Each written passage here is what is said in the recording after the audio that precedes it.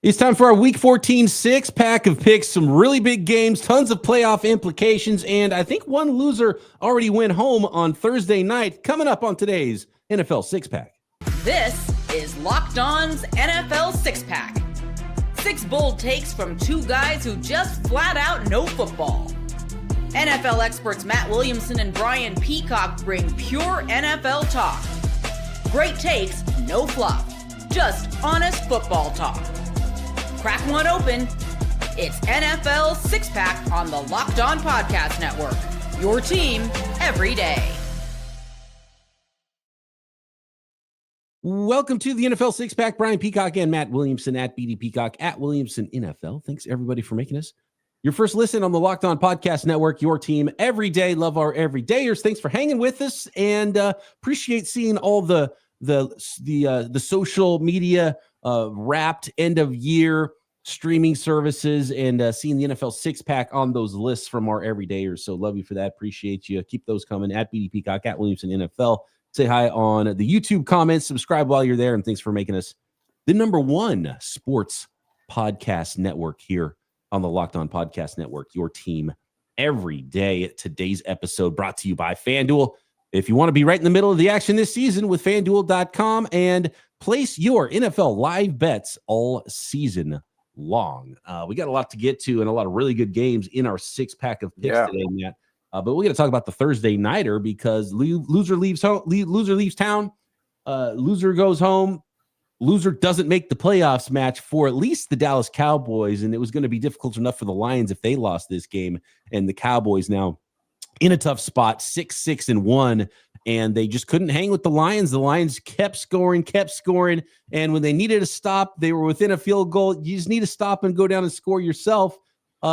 Getting some points yourself wasn't the problem for the Cowboys in the second half, but they just couldn't come back and couldn't stop those Detroit Lions who defeated the Cowboys Thursday night, 44-30. Cowboys fall to 6-1. You can really say goodbye to their playoff chances, even though mathematically they still get to 10 wins potentially. But man, how much help do you need now that you have not only the Lions at 8-4, but a bunch of teams already with 9 wins that just need one more and have the tiebreakers on those Cowboys. 8-5 Lions after this one. What was your big takeaway from this game on Thursday night, man? Quite a few. I mean, it was a back and forth, high scoring, fun game.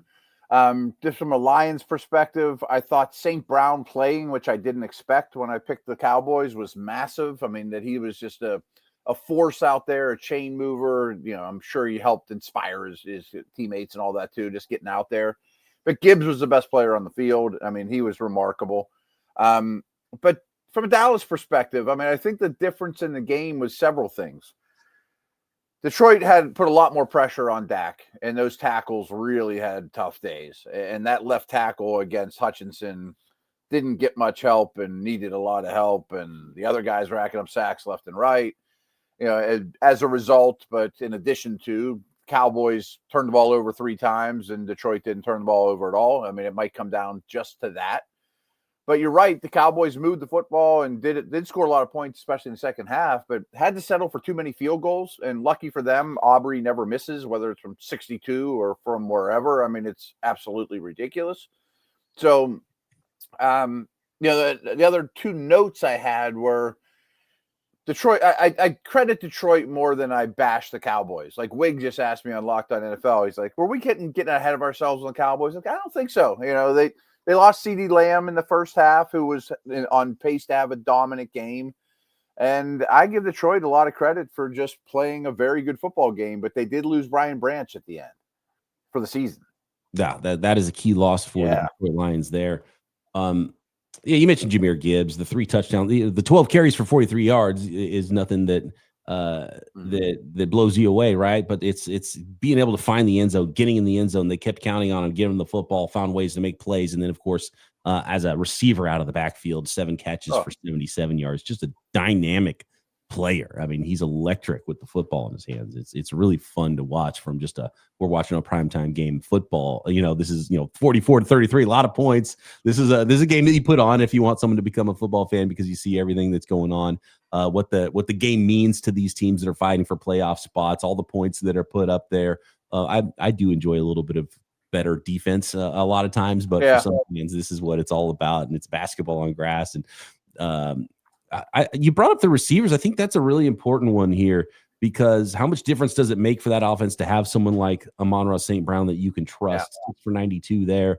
And then on the other side, they did a really good job of limiting George Pickens. 5 catches for 37 yards, almost took him out of it, took his heart out of it, it seemed like at times. And then CeeDee Lamb is your number one there, and then he gets hurt, and he has 6 catches for 121 yards. By the way, Brandon Aubrey and what he did in this game, it's a tease for next week's mailbag about how Brandon Aubrey is going to change your fantasy playoff life, and if kickers should be scoring more points than 100-yard wide receivers in your fantasy team. So we got to talk about that in the mailbag, because we got a angry fan that played against Brandon Aubrey when he's trying to get in the playoffs for his fantasy football team. But I thought wide receivers made a big difference in this football game, and it might not show up in the or receivers, I should say. It might not show up in the box score as much. It looks even, but I just thought Jahmyr Gibbs and Amon-Ra St. Brown were difference-making players, where CeeDee Lamb and George Pickens didn't make as big a difference on the other side. Yeah, especially obviously Lamb got hurt, as we mentioned. Right. Yeah, because of it. Flournoy, I guess we should mention if we're talking about receivers, that's his second big game of his career. Maybe they've got something there. And I hate to pick on the guy, because I'm not picking on him because he's a former Steeler, but Wig asked me about Pickens too. And I guess he asked Chris Carter from Locked On Steelers yesterday about it. And I'm a little shocked that it took this long for Pickens to kind of jog through some routes and half-ass it, frankly. But I also don't think it is a coincidence that it was basically in the game you got eliminated, Yeah. Not a great sign. Great point. It's going to be one of those contracts where you can kind of see it coming. It's like, man, someone's going to give him $30 million a year. Yeah. And is he going to be that guy that is it going to be the consistent, because the talent's not anywhere near the problem for George. Top of the league. Yeah. Right. Yeah. Cowboys are done. Yeah, they're cooked. I mean, not officially, but they're cooked. Yeah. Lions still have a good amount of life at 8-5, but they still need some help, as we talked about. And we're going to get into some of those other matchups here, because there's a lot to get to in the 6-pack. You got the Bears and the Packers that are fighting for position ahead of the Lions in the NFC North. You got the Colts and Jaguars for first place in the AFC South. You've got the Houston Texans at the Kansas City Chiefs. We might be talking about the Chiefs after Sunday night the same way we're talking about the Cowboys right now if they drop this one, and a whole lot more in our Week 14 6-pack of picks next. Today's episode of the NFL 6-pack brought to you by FanDuel, America's #1 sports book. NFL Sundays, they move fast, and one big play, suddenly everything feels different in a game. That's what makes live betting with FanDuel so exciting. You're not just watching the game, you're reacting to it in real time. With FanDuel, you can place bets as the action unfolds. Every drive, every momentum swing, every highlight reel moment.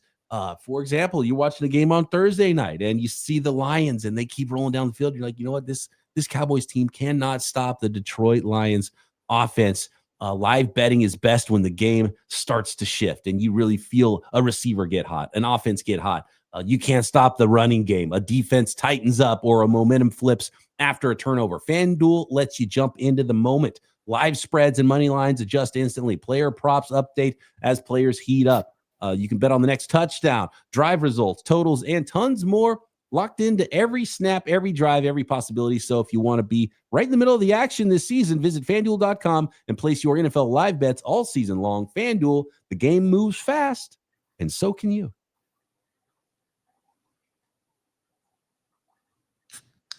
Here we go, 6-pack time. We're making picks. We might have a bonus here as well with a Monday nighter, but we're lacking information with some injuries for that Monday night game. But we'll push that to the back for now. I'm going to start in Green Bay, where the Packers are favored by 6.5. Quite a big line here for a team that's looking up at their division opponent right now, the Chicago Bears. This is a big one because this is 1 seed. This is NFC North division champion sort of a game.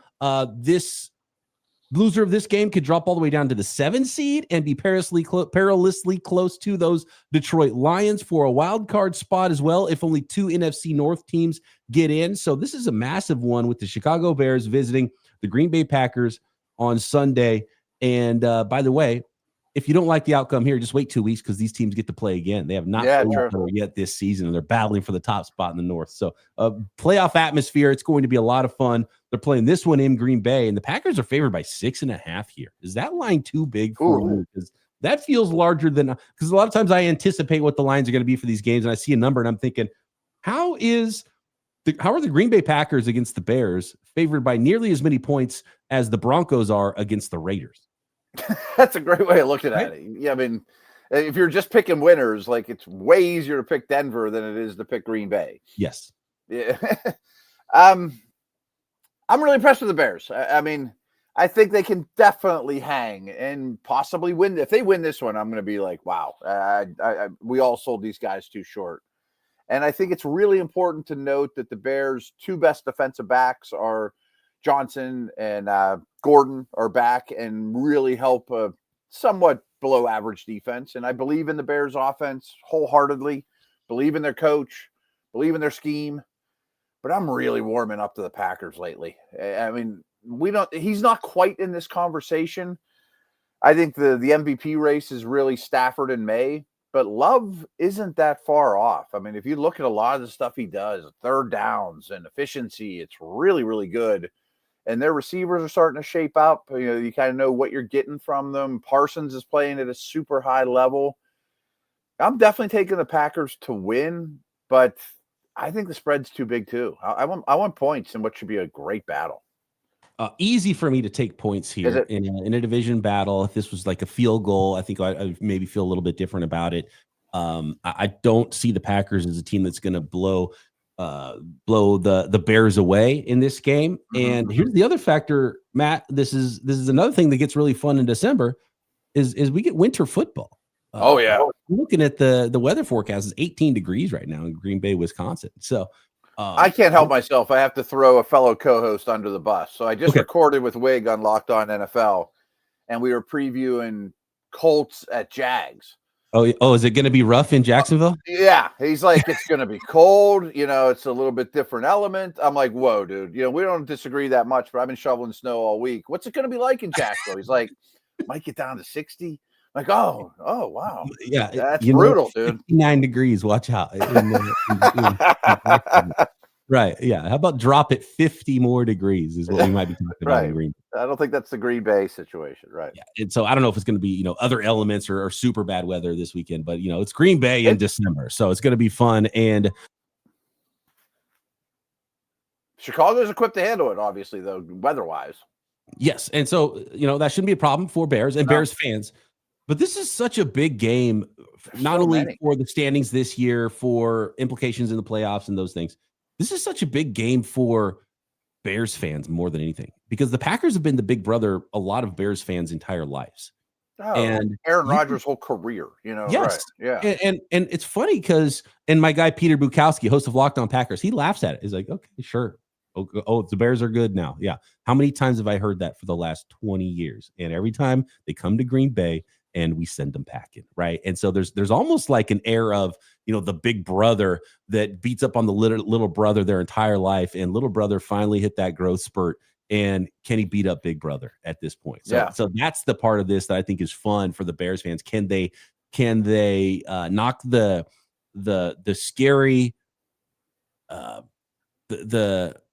knock off the bully, right? Yeah, the bully. The you look under your bed before you get under the cover. Myers, Green Bay Packers, right? And every time the Bears think they're good, the Packers remind them that they're not. And so that's what's fun about this one for me. And I'm going to take the Bears because I think this one is a little bit different Bears team, and I think they're built with a 2-back tandem. You might not even have Rome Odunze in this, but guess what? The Bears have, I think, an awesome rookie in Luther Burden that I've been excited about since he was playing college football. I think that's going to be okay. Maybe shorter passes anyway. He's got some yak ability. So I don't know if it was going to be a Rome Odunze type of game anyway. And so I think the Bears can handle it. They can handle the weather, and I think they can play a physical brand of football with the Packers. And is this a game where it's even set up for for Jordan Love to be slinging the rock all over the field anyway. Yeah, all great points. And part of me wonders which team runs the ball better, and that probably is Chicago. But I do still give the quarterback edge to Green Bay, and I definitely give the big brother edge to Green Bay. I mean, it's not. I'm sure the Niners have one of these too, but like Steelers Browns has kind of been a joke my whole life. It's just one of those type of things. Right? Yeah.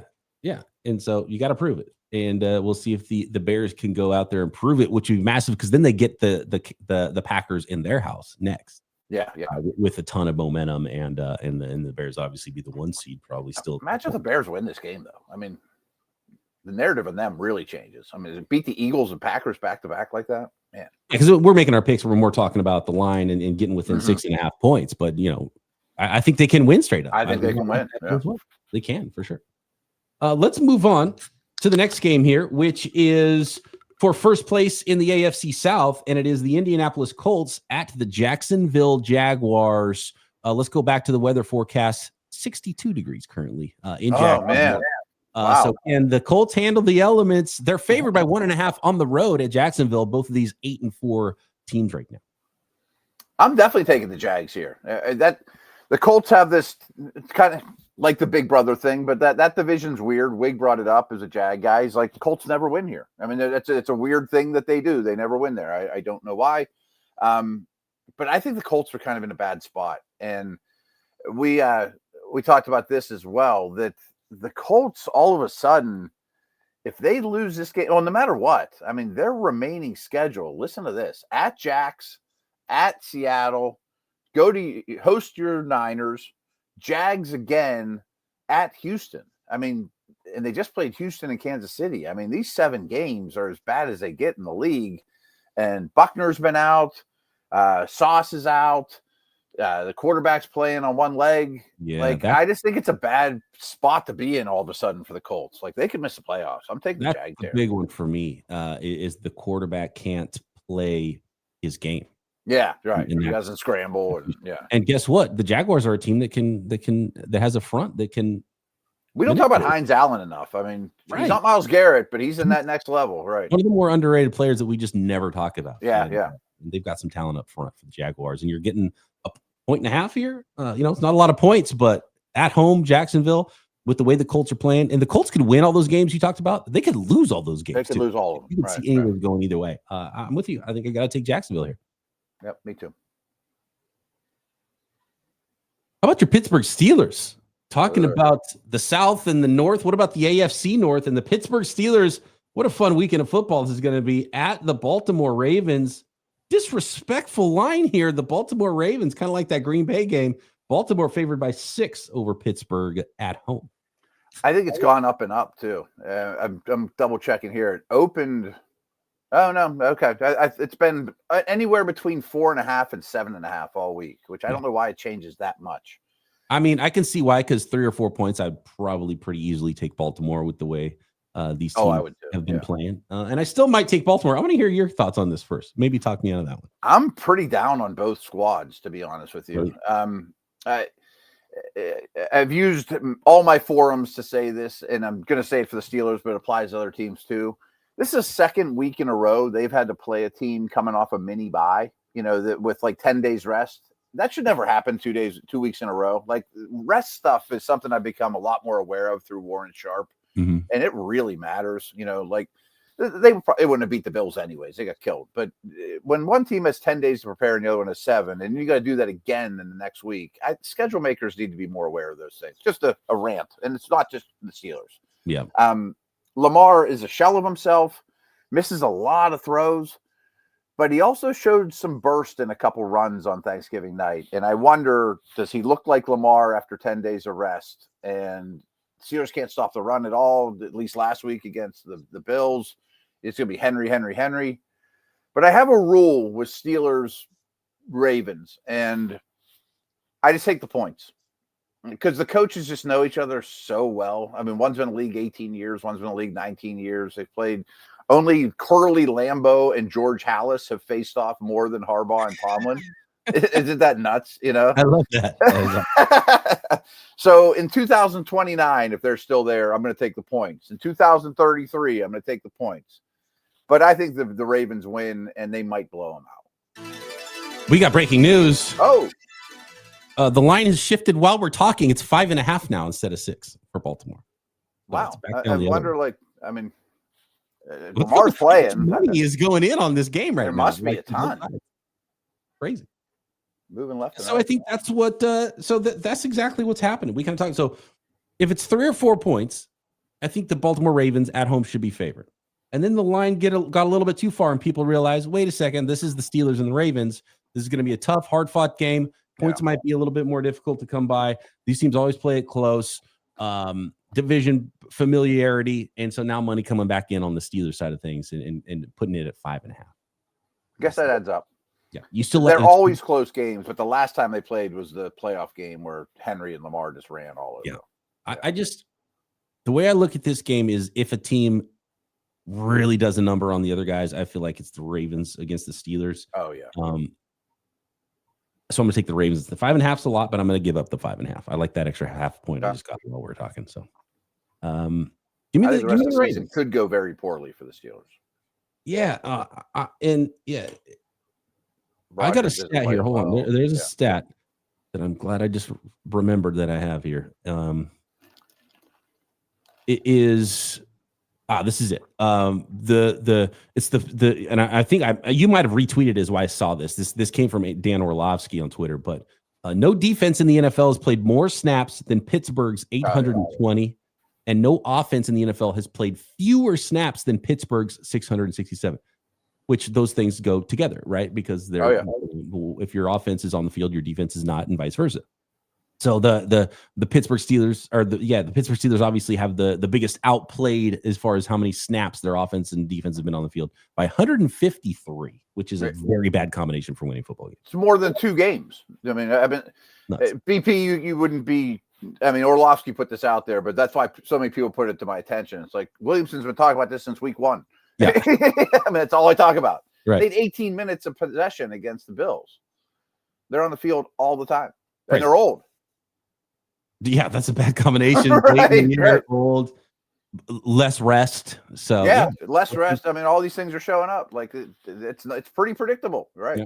All right, so give me Baltimore in that one. Next, we've got Cincinnati at Buffalo. We have the Houston Texans at the Kansas City Chiefs, and a bonus one for our listeners in our Week 14 6-pack of picks. Next.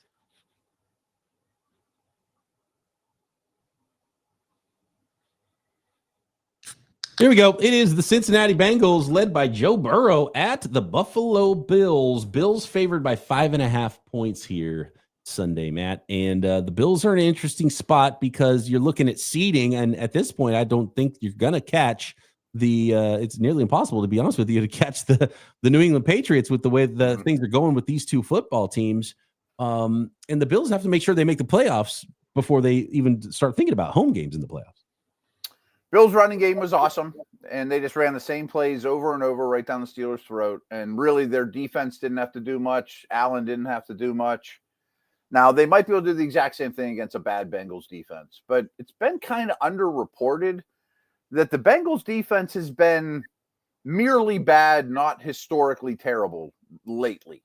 And the running game, actually, since Flacco, I just heard this morning, that since Flacco showed up, their running game is second or third in EPA. Like, everyone just thinks it's chuck it all over the field, but they've been very efficient running the ball. The O-line's playing better.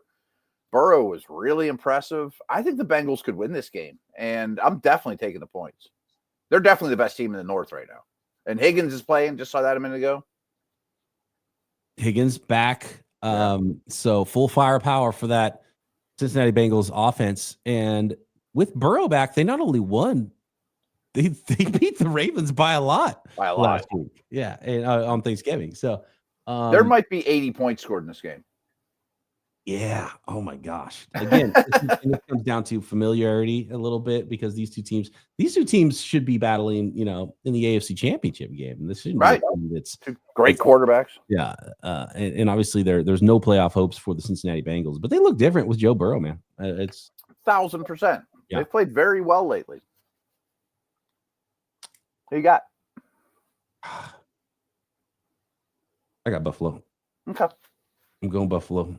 At home, Buffalo Bills have a lot more to play for. Nice story coming back for Joe Burrow.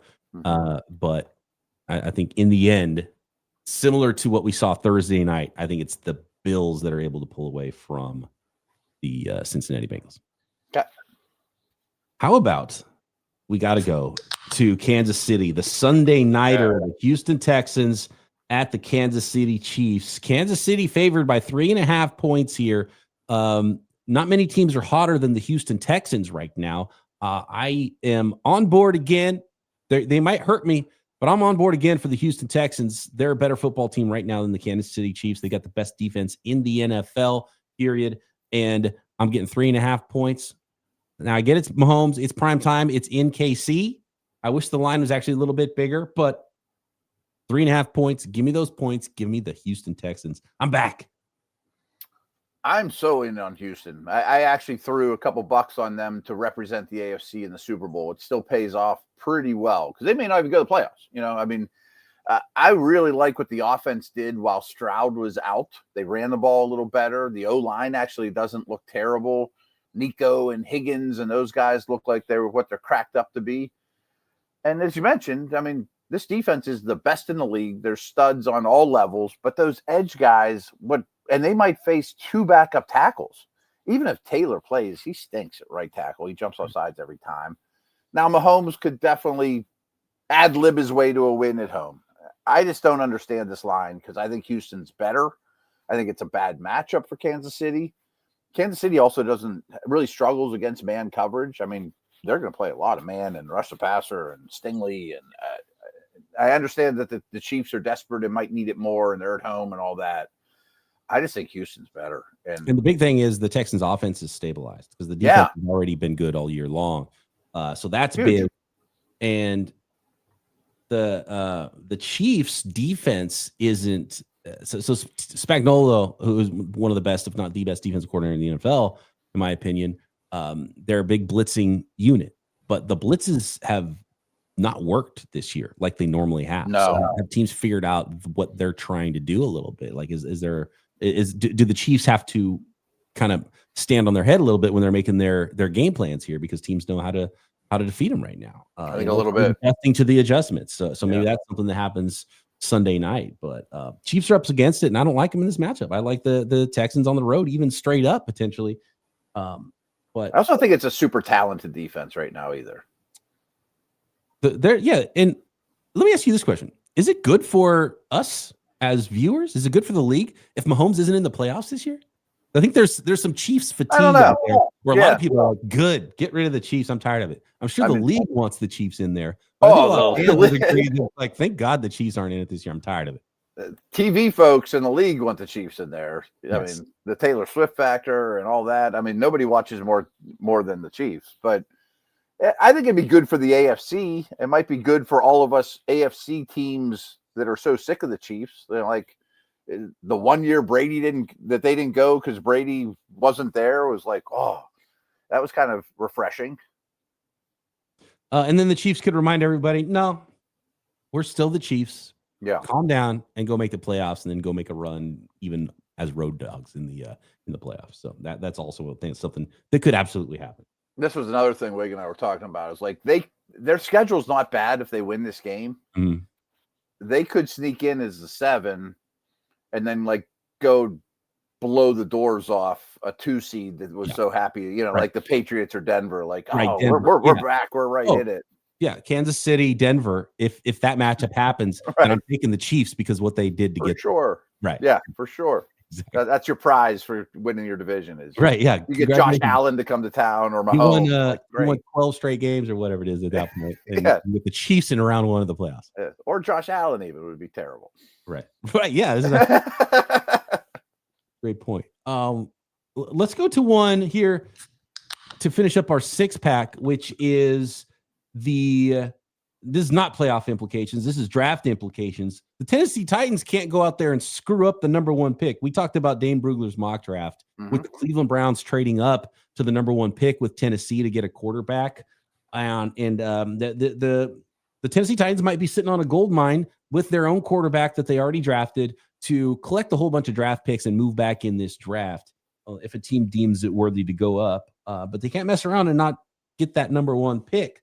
And the Cleveland Browns, one of the teams that's right behind them there.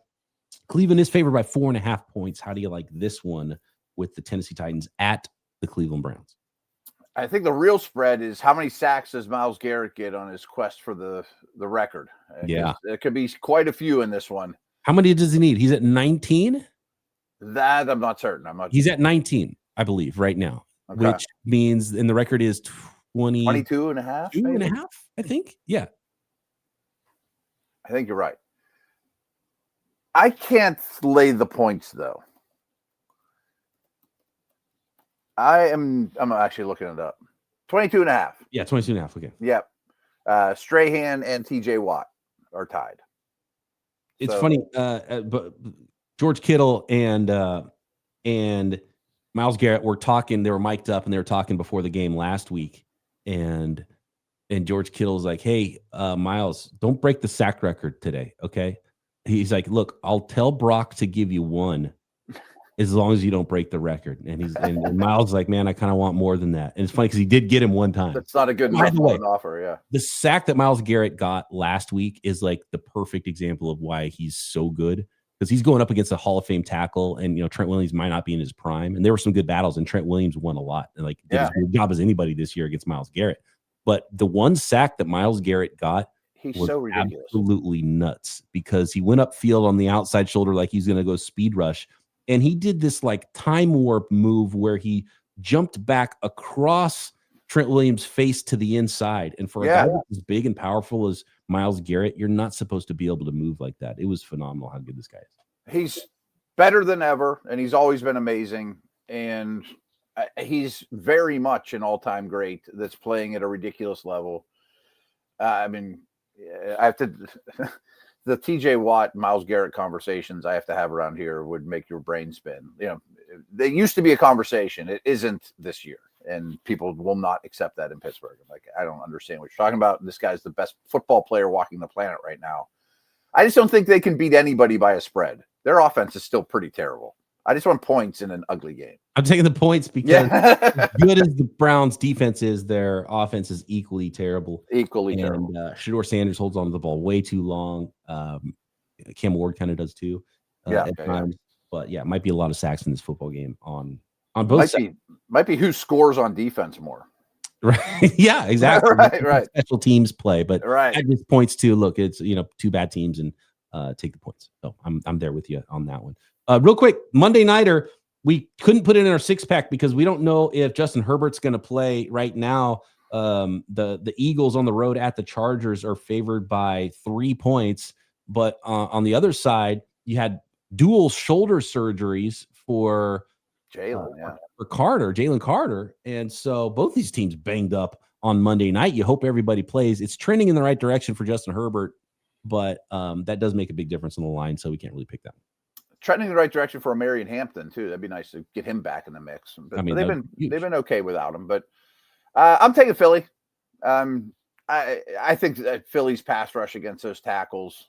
I'm having a hard time backing the Chargers right now with their tackle and low line situation. If Herbert plays, you still worry about ball security. You have a cast in his other hand, so that's not ideal situation either. Mm-hmm. And so I think you lean toward Philly, but not official pick. But that's the Monday nighter right now. Might not have a lot of time to talk about it when we come back Monday and break down everything that happened on Sunday, because there's so much good football action in Week 14. Thanks for making us your first listen every day. Thanks for making us the #1 sports podcast network. Matt and I back Monday to break it all down right here on the NFL 6-pack.